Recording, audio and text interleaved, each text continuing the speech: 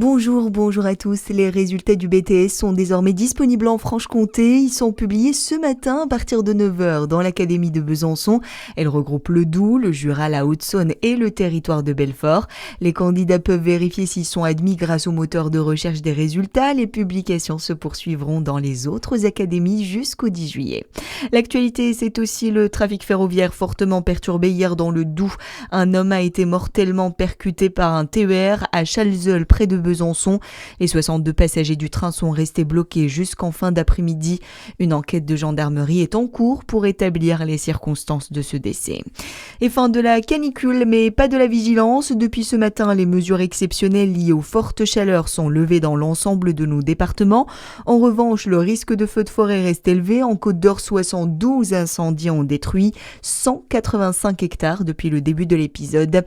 Les températures poursuivent leur baisse. Plus aucun département n'est en vigilance rouge canicule en France.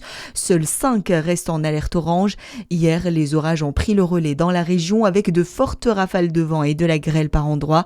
La vigilance orange est désormais levée.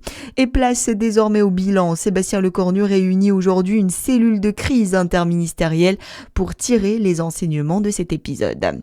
Dans le reste de l'actualité, il s'agit de l'accident d'aviation général le plus grave en termes de bilan humain en France. Un petit avion s'est écrasé hier à Tomblaine, près de Nancy, pour une raison encore inexpliquée. 11 personnes ont été tuées. Le retour dans notre région et fédérer les visages de la culture en Bourgogne-Franche-Comté, c'est l'objectif des rencontres territoriales qui se tenaient la semaine dernière au théâtre municipal de Dole. À l'initiative de ce rendez-vous, Jean-Philippe Lefebvre, l'élu daulois, préside la Fédération nationale des élus à la culture. Il a réuni de nombreux collègues de la région pour échanger sur les grands défis de ce début de mandat, mais aussi pour leur présenter les formations et outils d'accompagnement.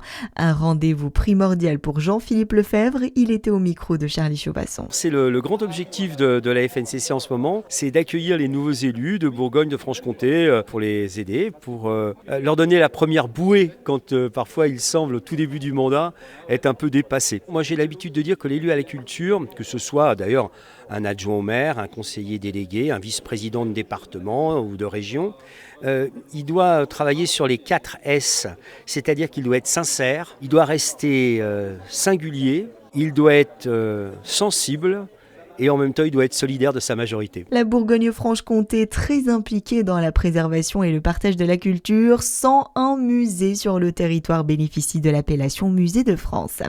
Et puis on termine avec la Coupe du Monde de football. Le Canada est le premier qualifié pour les 8e de finale.